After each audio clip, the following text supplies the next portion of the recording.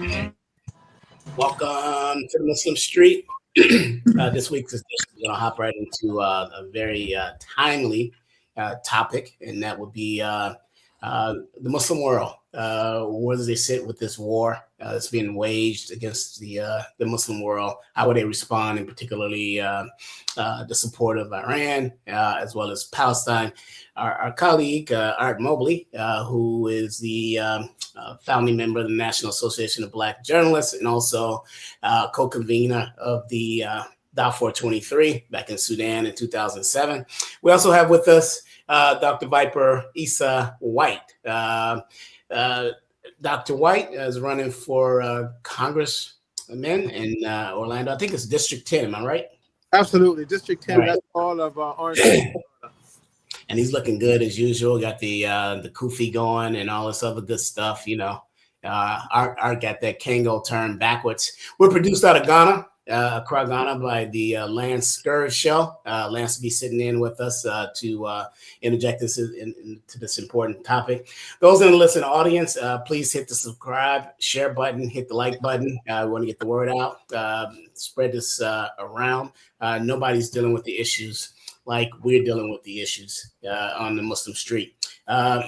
Before we get into that, Art, I set in on in the listening audience only, a very impressive presentation by Dr. Butch Ware, University of Texas. He's also running for governor on the Green Party ticket for the state of California coming up in this election. And he gave a pretty impressive presentation on the history of Pan-Africanism and how it relates to Malcolm, Garvey, Fred Hampton, and tying all that together vis-a-vis our current struggle. So I was very impressed with that and what it told me for the first time. And that's a winnable race out there in California, by the way. Literally, that's the seat that Gavin Newsom is exiting because he's going to run for president on the Democratic Party ticket. And the emergence of Dr. Butch Ware. Also, when we know him on the last presidential election, he ran as vice president on the Green Party ticket with Jill Stein.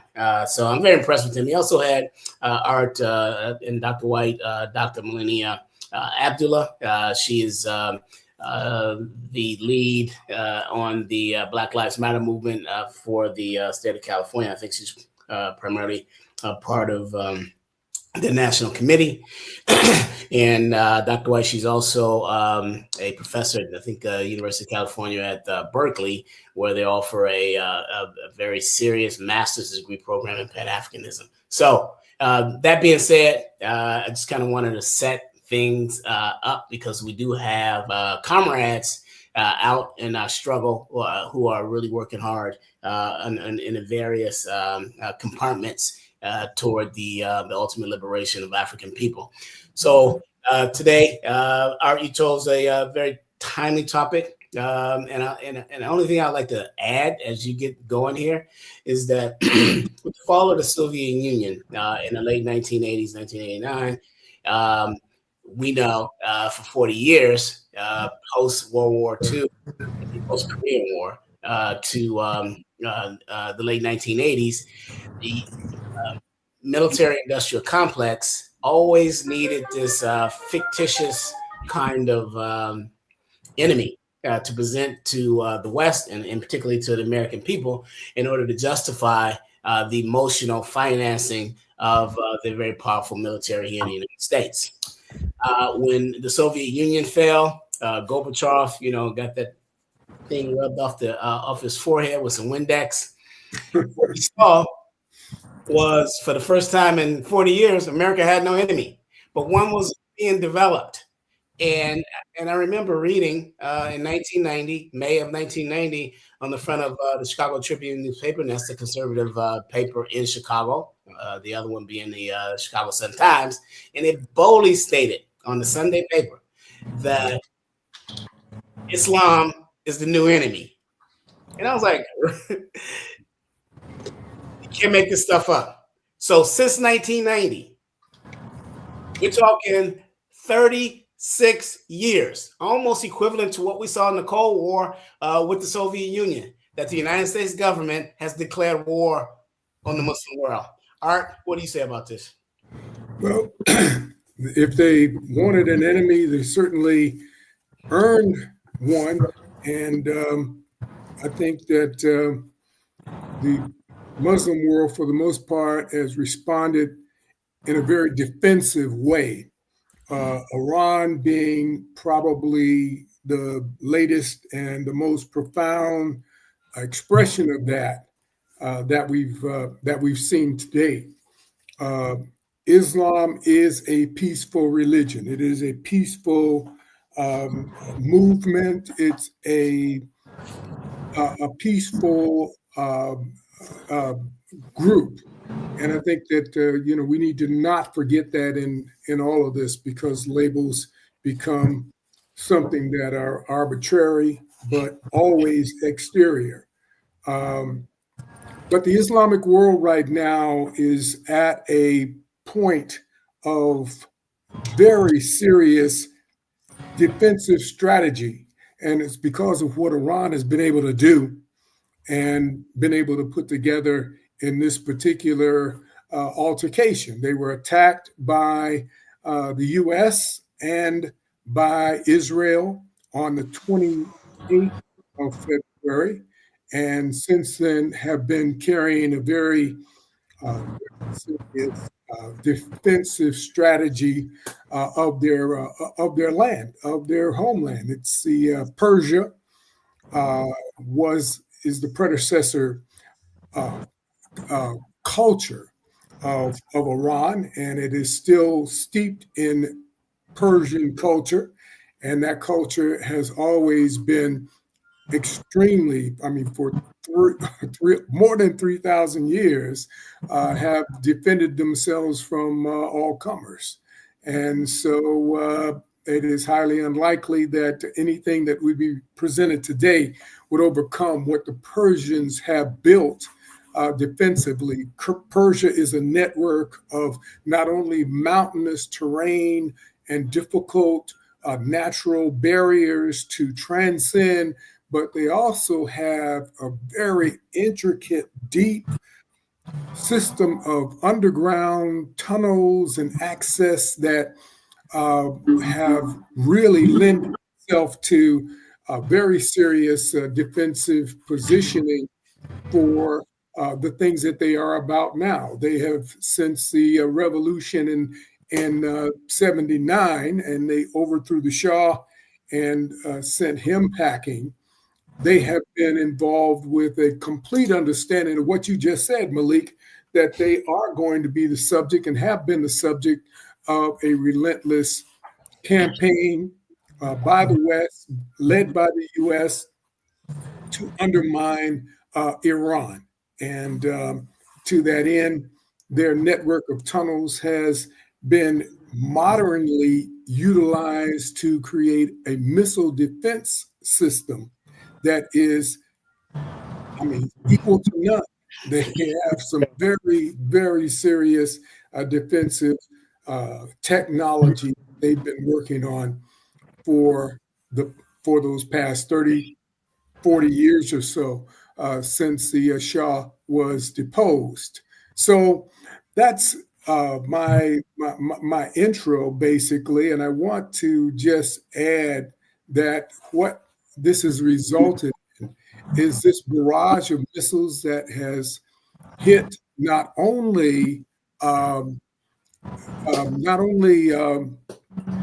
Israel, who has been the tip of the spear, so to speak, for the attack that's come from the U.S., but certainly with very serious U.S. backing. A couple of aircraft carriers have been in the vicinity, and they've coordinated a lot of satellite technology to target things in Iran that they want to hit. But Israel has been the front runner and the forward offensive capability of the West, and have attacked and have been used in a way to divert attention from the U.S. involvement, obviously, but that has not escaped the attention of the Iranians. The Iranians have vowed to hit every base in the area that's associated with the U.S., and they've done that primarily. They have hit every base in the area that is affiliated with the U.S. and have rendered every radar structure and site completely unusable.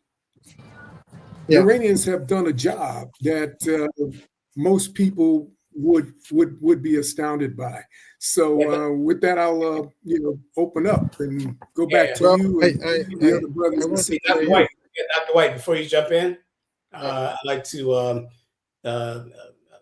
have you jump in on this framework so that the listening audience can kind of understand geopolitically how we got here from a historical perspective, right? So the American relationships in the Middle East.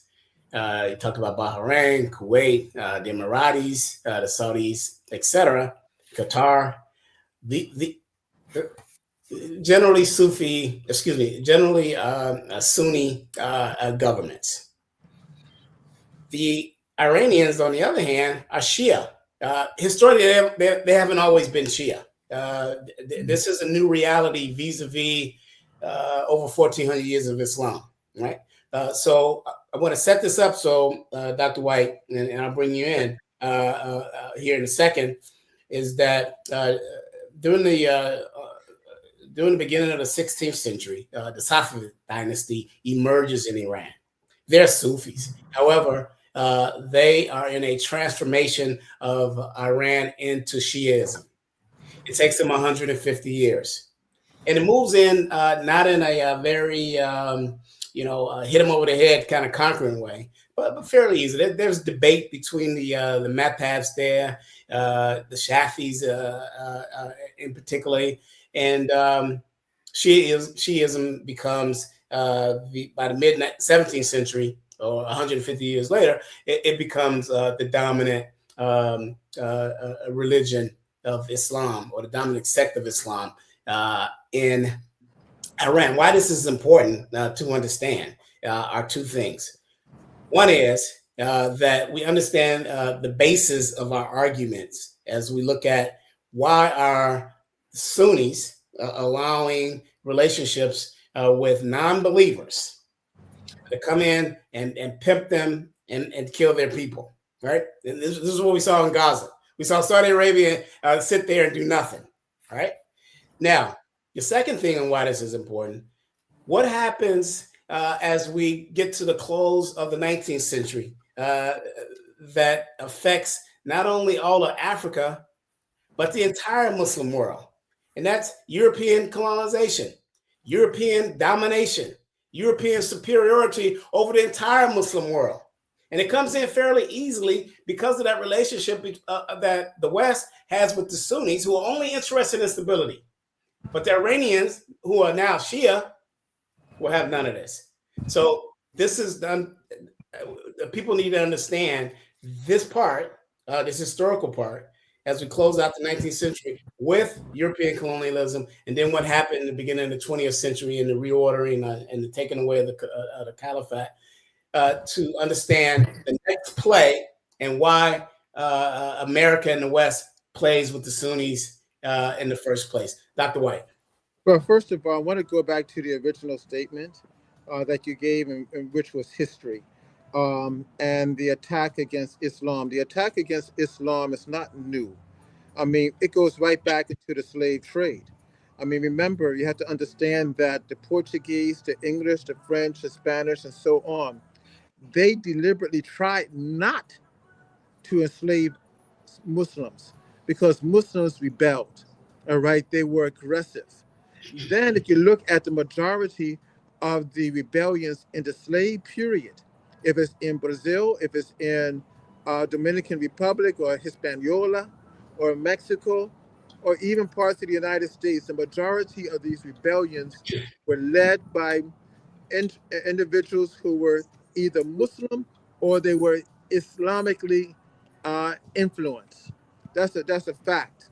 Now we also have to look at the fact that by the turn of the century, 2000s, there was a deliberate effort by the United States and the Western powers to dilute Islam. That is, to preach a style of Islam that is palatable to them. That's when you started having this argument constantly. Well, Islam is a radical religion, and we have to stop radicalizing Muslims and so forth.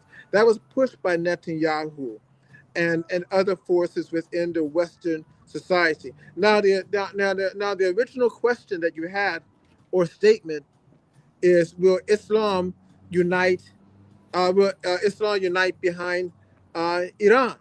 Well, it's a question there, all right? Because here, what we have is that while we have the Muslim communities, people from Yemen, Hezbollah, and the Shia community, while they are taking on the fight, we still have regimes in the Middle East, as you pointed to, Brother Malik, that's really lethargic in its fight. All right. I mean, when they started attacking Iran, saying, well, Iran is going against Islamic, it's not going against Islamic law, but going against the laws of humanity. Iran is doing this that is bad. They all have refrained from attacking the United States, attacking the Western thought, Western ideology, and even to a lesser extent, coming full force against Israel. So the question is, again, will Islam unite behind Iran? That's a big question. We don't know for sure. We surely hope so, but there are so many confusing and contradictory and issues that's taking place that must be analyzed. We cannot take it as face value, all right? Because again, I think was the Crown Prince of Saudi Arabia. I mean, he came out and basically kissed the United States backside and Israel backside, along with some of the other countries. Then we have the second strongest country in the Middle East is Turkey, right? Turkey is the second strongest. They're kind of schizophrenic on the issue. 1 minute they said yes, Israel is bad, America is bad, they're doing all these things, but on the other side, they changed their forces very quickly. All right, so we have that issue. So that cannot be ignored, and that cannot be denied. Hey, Absolutely. hey, Art, before you jump in, uh, uh, Israel and the United States, through their regular campaigns of blackmail and or if you want our aid, then you better come out and support us. There's African countries like Kenya, Rwanda, Cameroon. The strongest Israeli ally in sub-Saharan Africa. We saw Kenya make a statement that they'll get in on this on behalf of Israel. Art. What do you make of is this a move of desperation on America and Israel to now go in and try to recruit African countries to get on their side in this war? Well, absolutely it is. And that's an important nexus in all of this is how is this going to affect Africa? How will Africa support Iran and Palestine and the movements that have currently been jolted into an alliance in Islam? None of the countries mentioned that are in the community there have a choice. They have to support Iran. It's Iraq, Kuwait, Saudi Arabia, Bahrain, Qatar, the UAE, Oman, Egypt. They all have to support Iran now. And the reason that they do is because of the Greater Israel Project. The Greater Israel Project, and I sent you a map of that earlier. Hopefully, brother can pop it up for us of the Greater Israel Project. Of course, in that interview, infamous interview now with the ambassador to Israel, Huckabee, and in that interview where he essentially went along with Israel taking land from all of these Arab countries in the process is, I think, graphically making all of these countries rethink. I mean, Greater Israel includes not only all of Palestine, but all of Lebanon, all of Jordan, all of Syria. It also takes in part of Turkey, half of Saudi Arabia, a huge swath of Egypt, and Israel intends to make this part and parcel of the greater Israel. That river to the river, from the Nile River to the Euphrates River, is what they outlined. And essentially, Huckabee said, yes, we as the United States have an official policy that we are going to support Israel in the taking of that land. That was what was stated in that interview that happened a couple of weeks ago. So what's the effect of the this bold and emboldened Christian nationalist movement? Mike Huckabee, a Christian nationalist. You got the head of their quote unquote Department of War, Pete Hestad, Christian nationalist. Half of Trump's administration, you got this Paula White, down in used to be down here in Tampa.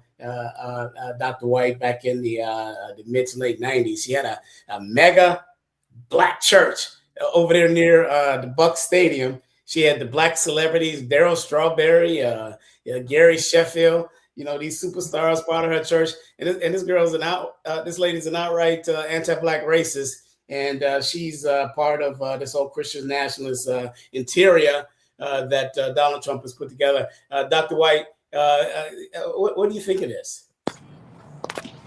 Well, I mean, a few weeks ago, a couple of months ago, a number of Christians, evangelicals, black, white, even some immigrants who call themselves former Muslims, went over there to a conference that was sponsored by Netanyahu.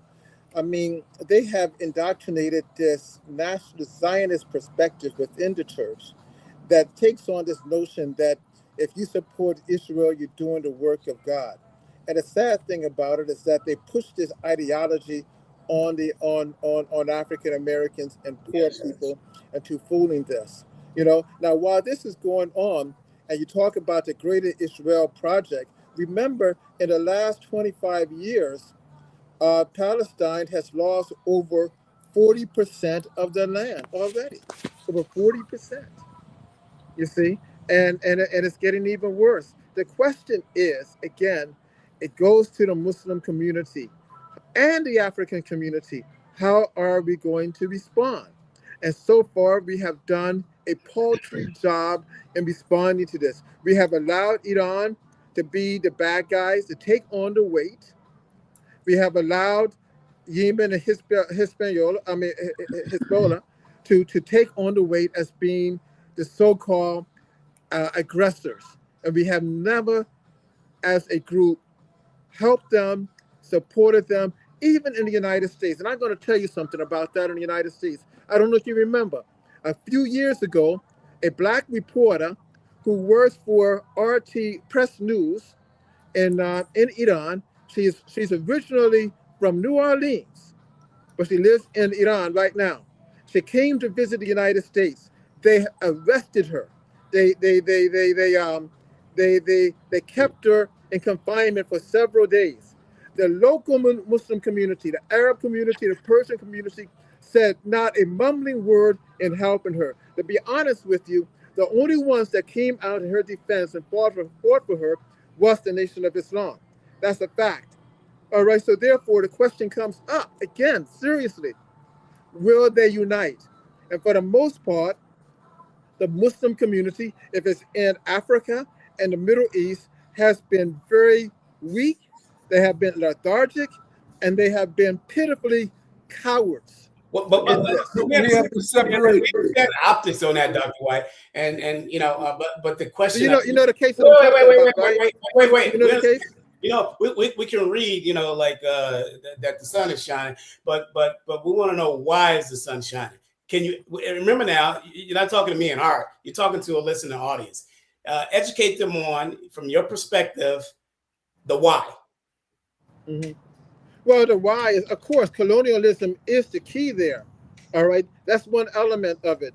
That they were colonized by the British, colonized by the Americans, colonized by the French, and so forth. When you colonize, you take on the attributes of the ones who colonizing you, and you begin to dismiss your own culture. You begin to say that, oh yes, I have a certain element of who I am, but I'd rather be part of that other culture who we look up to.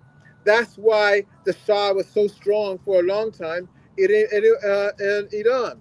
That is why many of the Saudis and the people from Bahrain and Qatar and so on have a love affair with Western thought because of colonialism and neocolonialism. So you mentioned a key point that I want you to kind of drive on. I'm trying to, you know, kind of help you out here. But you mentioned neocolonialism. And just for the listening audience, the colonial period of 1884, 1887, when the Europeans sat down in Berlin and they carved up the world for themselves. They carved up Africa, they carved up Asia Minor and Asia, the entire world for themselves, right? Now, we enter the 1950s, which is the anti-colonial period. Now, by 1960, in the year 1960, 2/3 of Africa, it's called the Year of Africa, becomes independent. But so what happens? What happened after the colonial period? You know what happened? We see the period of neocolonialism. Now, this is where we are right now. We're still in the period of neocolonialism. So now the oppressor, his name isn't French or British or American or Portuguese. His name is Ahmed. His name is Muhammad. His name, you understand where I'm going? So absolutely. So for our listening audience, this period of neo-colonialism, where they simply put, the Western powers simply put their puppet in charge to do their bidding, is where we are right now, still, since the 1950s. Yeah. Absolutely. And because we have these neo-colonialists in power, what they are doing is, neo means new. It's just new colonialism, a new brand of colonialism, and it's behind economics. The Saudi Arabian Mohammed bin Salman is essentially the biggest caretaker of that movement. He stands against Iran right now and is saying he is going to continue to back the U.S. against Iran. However, there are some very serious cracks in what he is doing. Also, you got the UAE and Dubai and Qatar, Bahrain,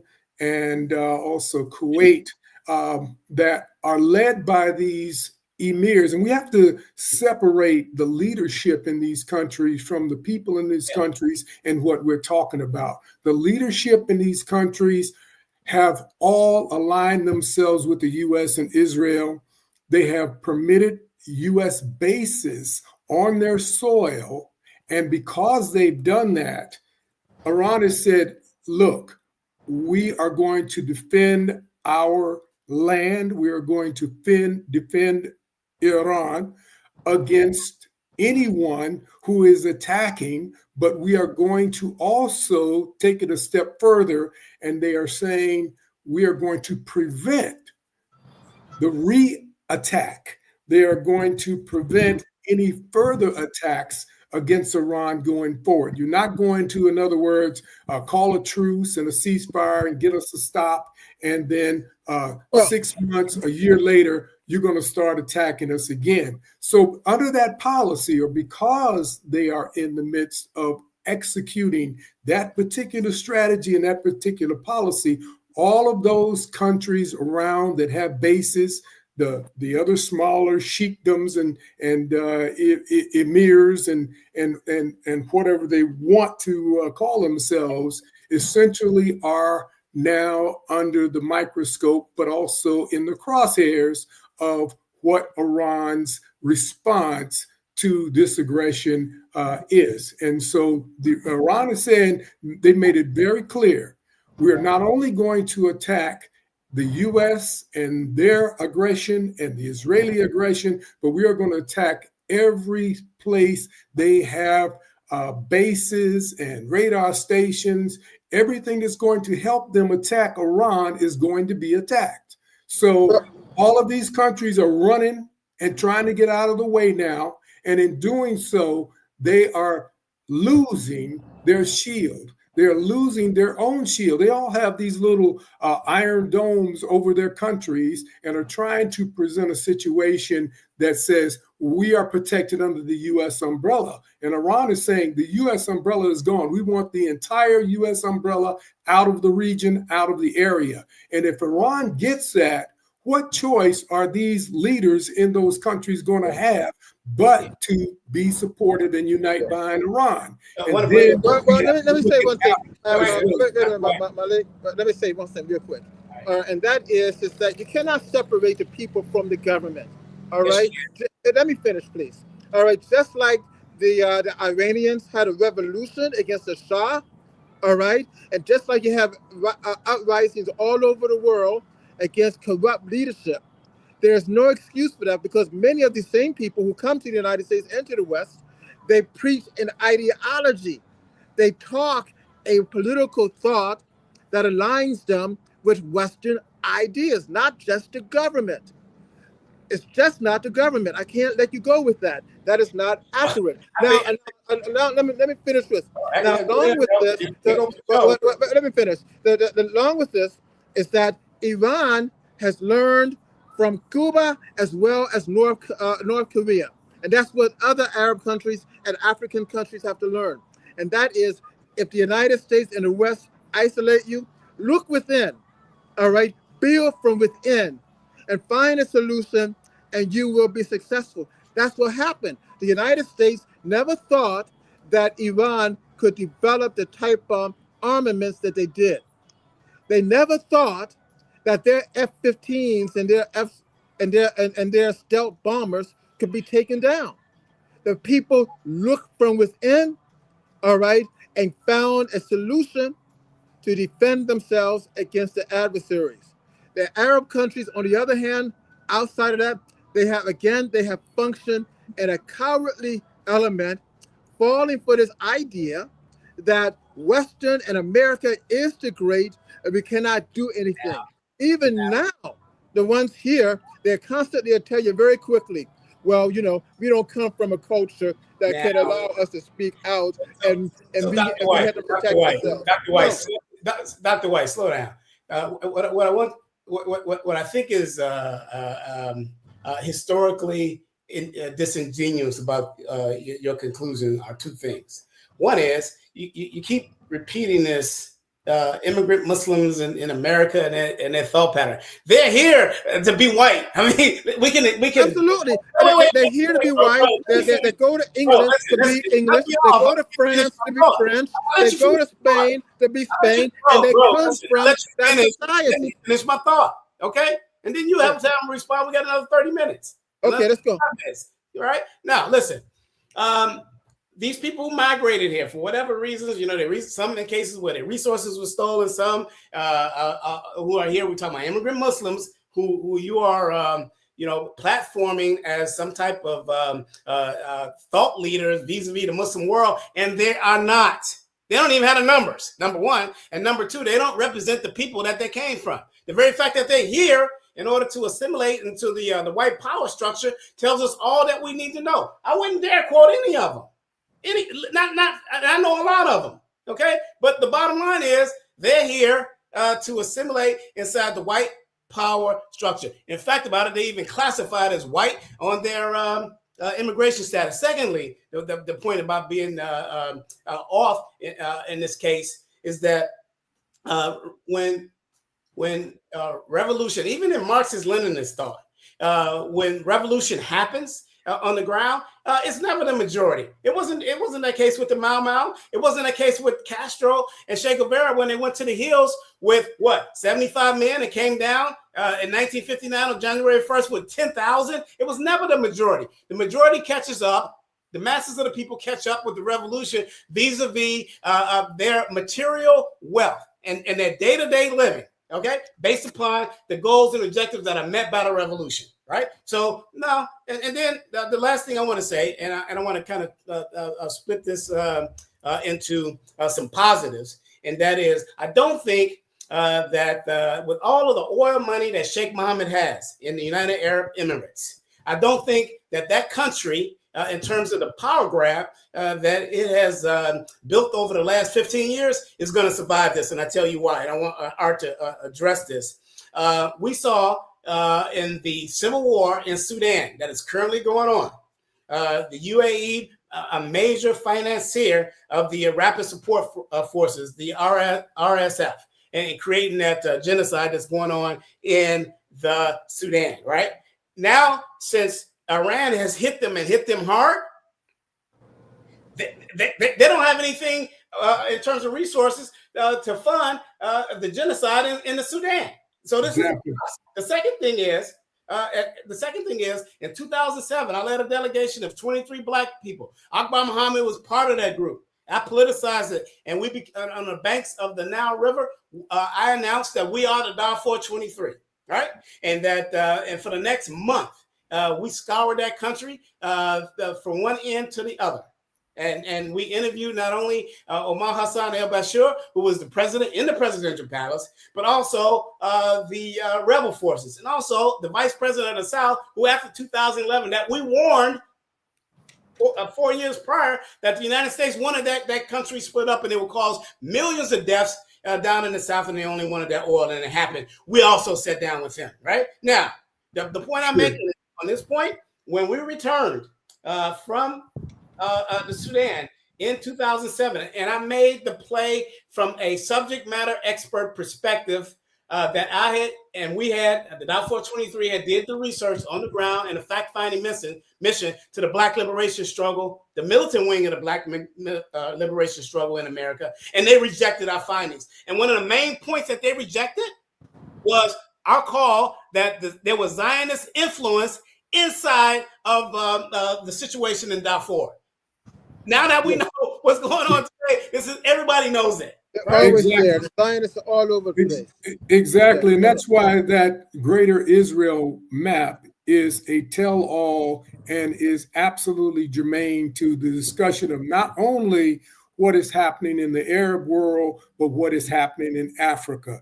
Hucklebee's revelation ought to be driven home by every possible means of communication to help people understand what the Greater Israel Project is all about. Essentially, what they are saying is from the Nile River to the Euphrates River is their land, and they are going to take that land. They are about, while everybody else is arguing Sunni versus Shia and versus things that are internal and have nothing to do with the land itself.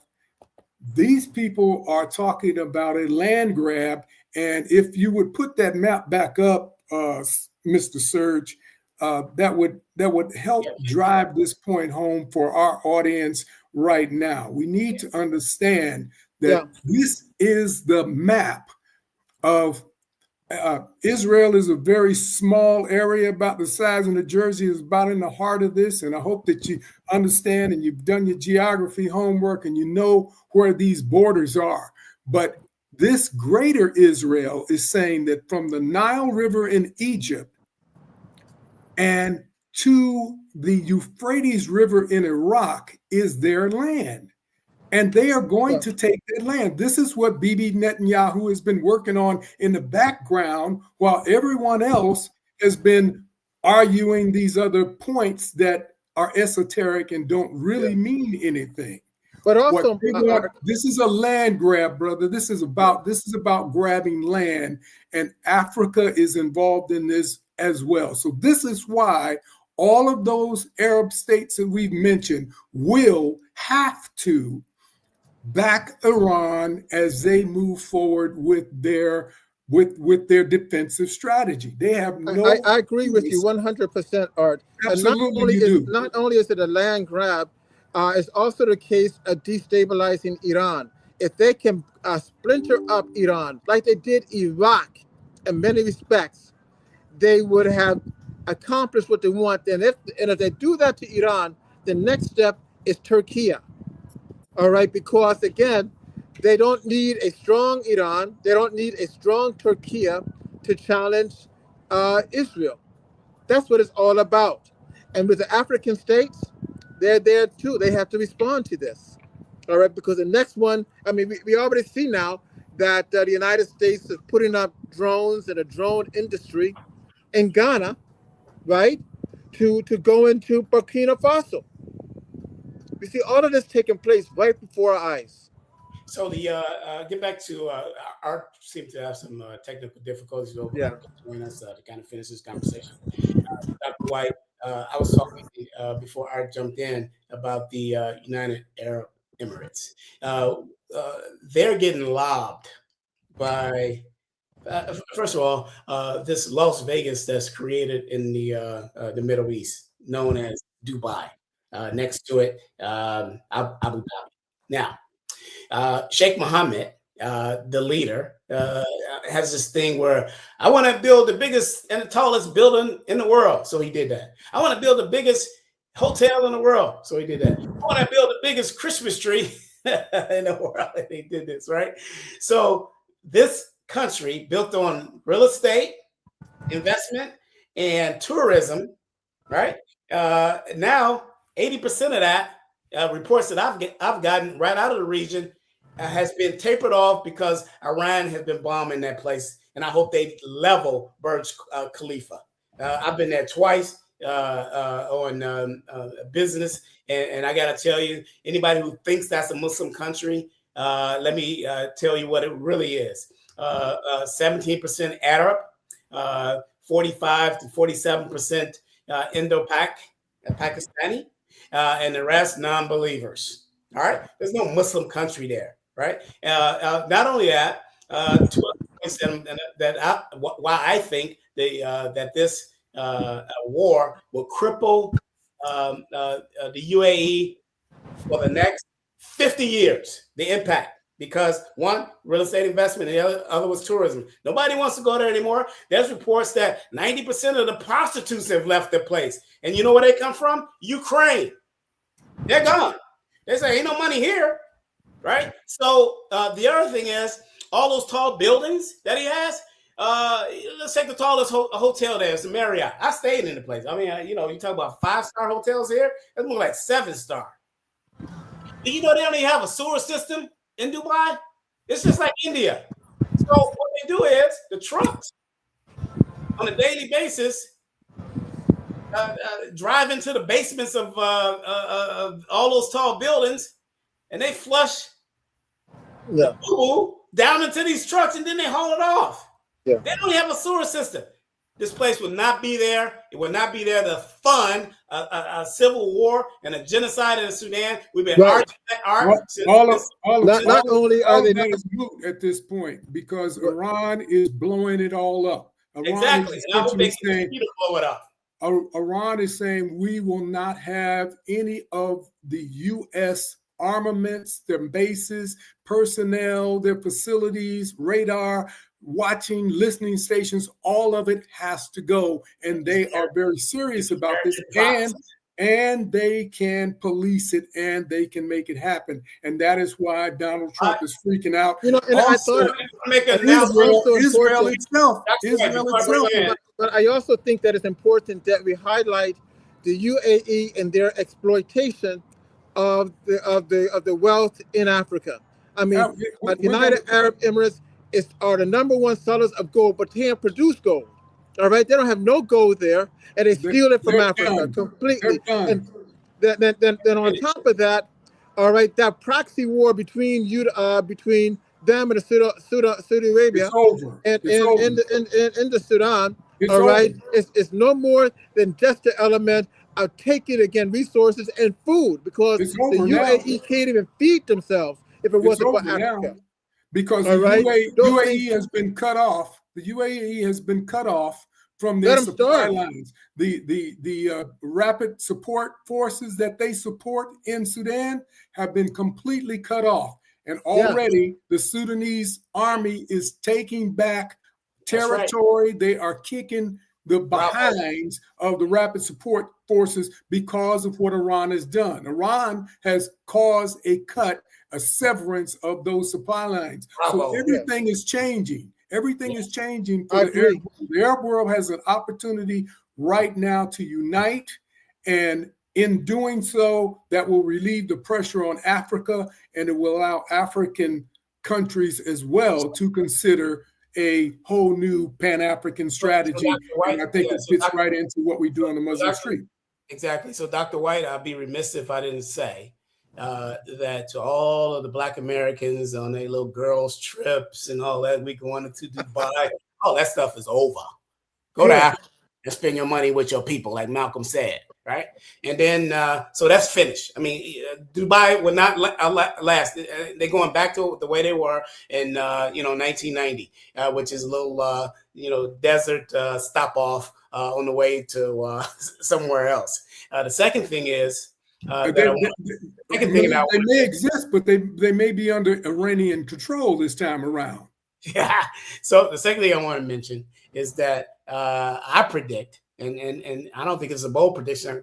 I've been hearing this from several historical and geopolitical experts that in 2 or 3 years there will be no Israel.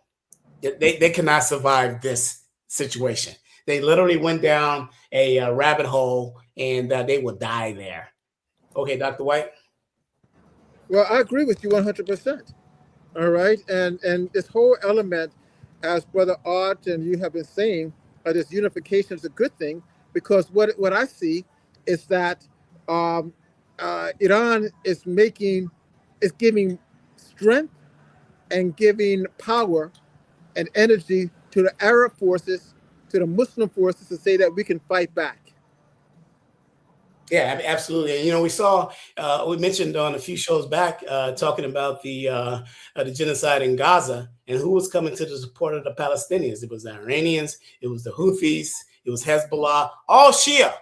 While the Sunnis stood by, and we all, and I don't want to repeat myself, but we talked about the reasons why the relationship exists between the Sunnis and the West, America and the West.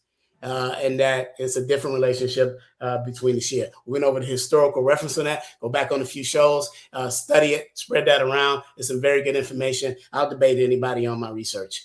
So the art, we talked about Africa.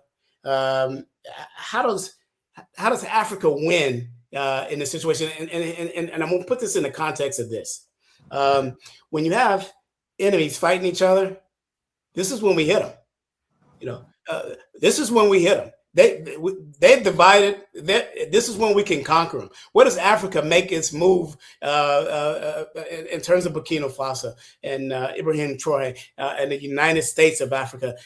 This is a great time, I think, for us to begin the planning of our conquering. Well, of course, Africa doesn't have to hit anyone in any warlike sense. All they need to do is to continue to strategize and come together. The Sahel is a vast area, and Burkina Faso and Niger and Mali are already and have been talking about becoming one state, one grouping. They'll keep their individual identities, but it'll be one country. That can be expanded very easy to Chad, to Senegal, to even southern Sudan, maybe Sudan completely, very, very conveniently, and expand from there. I don't have much hope for the African Union because the African Union is steeped in the idea of neocolonialism, whether they admit it or they want to act like that's their agenda or not. They want to be a carbon copy of the European Union, right, which is to essentially say the African Union is just this loose gathering of African countries, which is a very weak and ephemeral position for them to take. And it is one that's going to, cause more problems than not. They have to unify.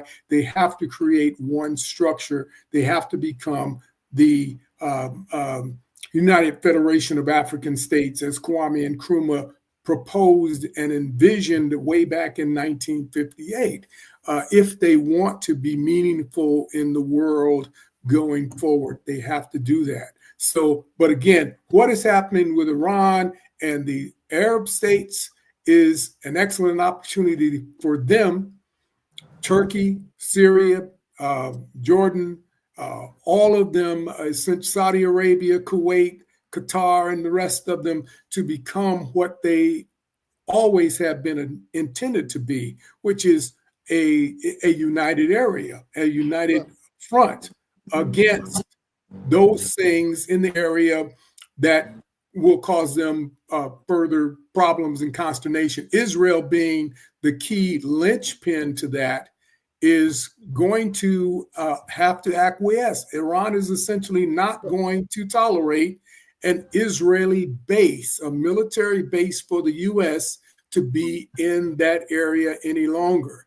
And like it or not, they're going to have to leave the area immediately. It's not going to take 2 years. There will be no Israel in a year. It will be gone. The question comes up right now, how many Arab and Muslim states have cut off diplomatic relations with Israel? It doesn't matter. It doesn't matter. It does matter. Yeah. All right? And I'll tell you why it matters. All right?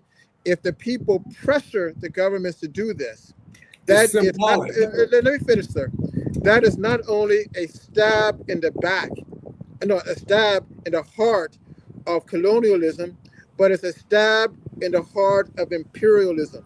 The same way, if 60% of the African nations cut off diplomatic relationships with Israel, that is phenomenal.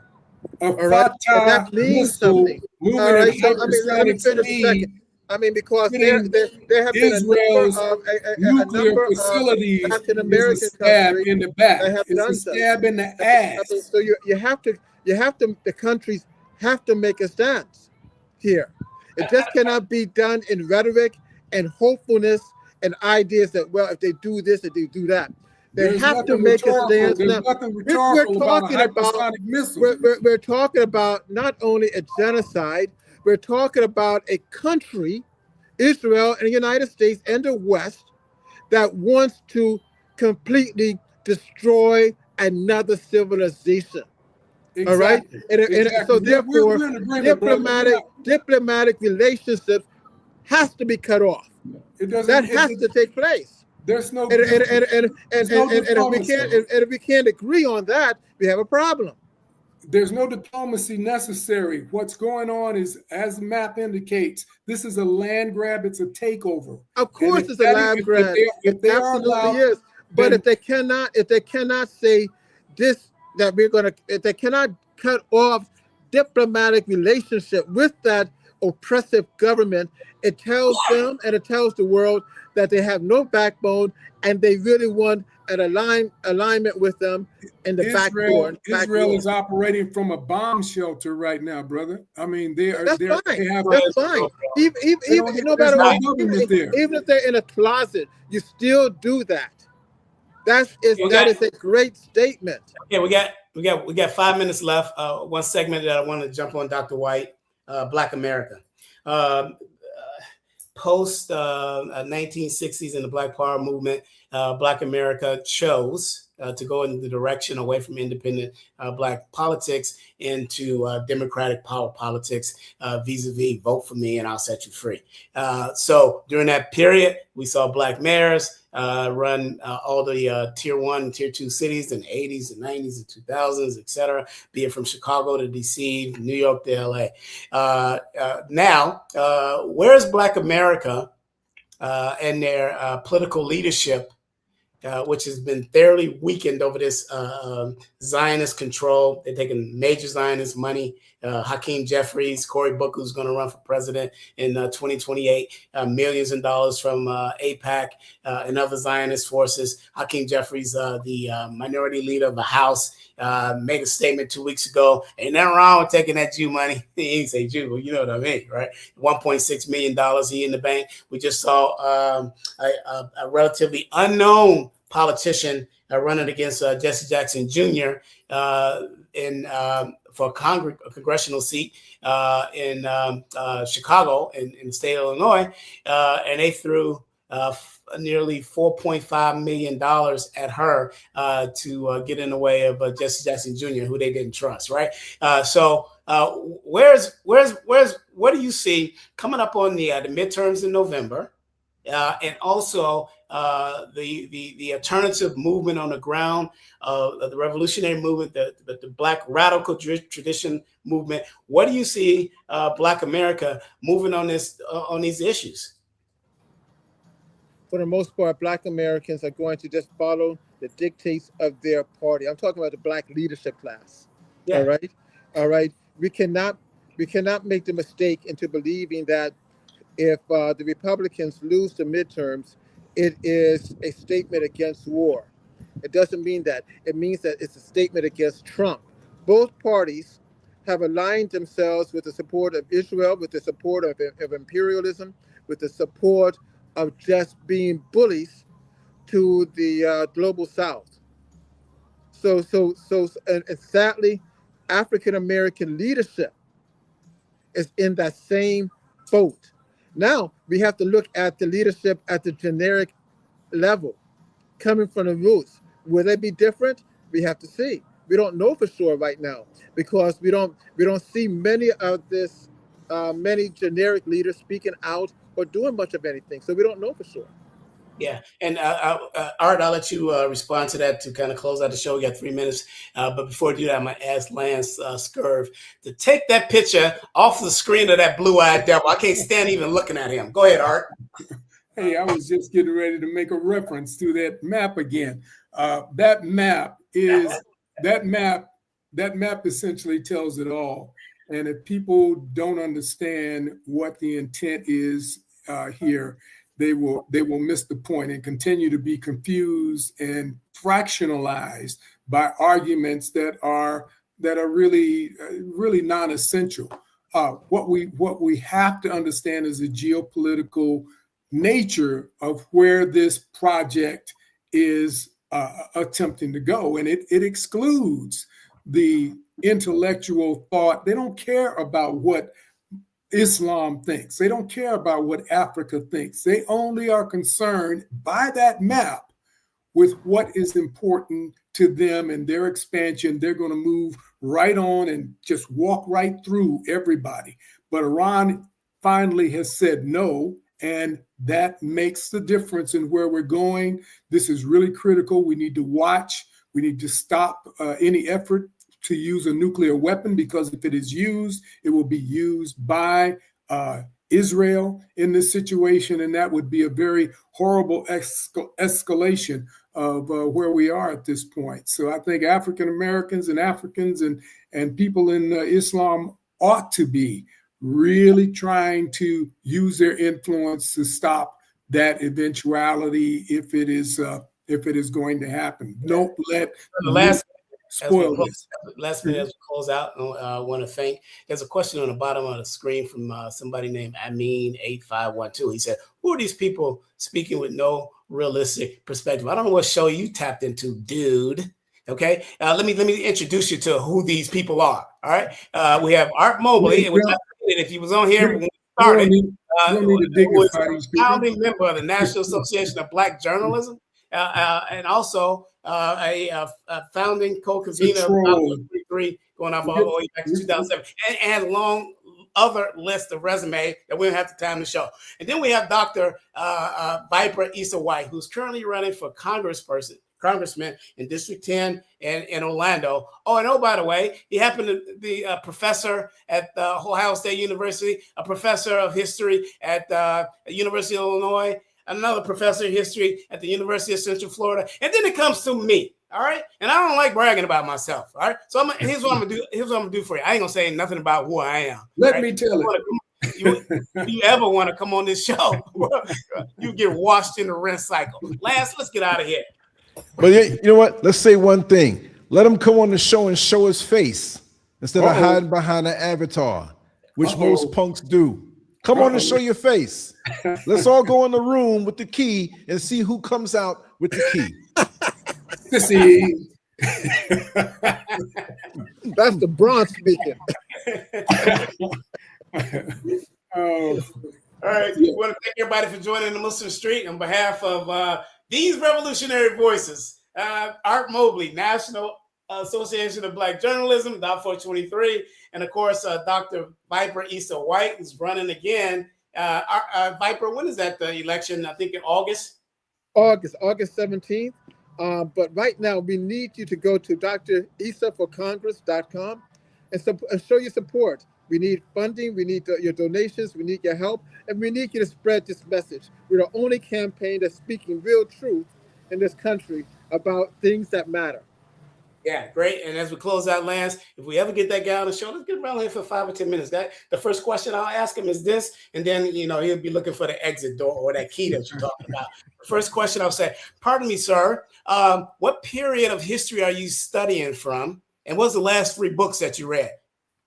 The Muslim Street, you can find us at www.themuslimstreet.com. We'll see you next week. Same time, same station. Assalamu alaikum.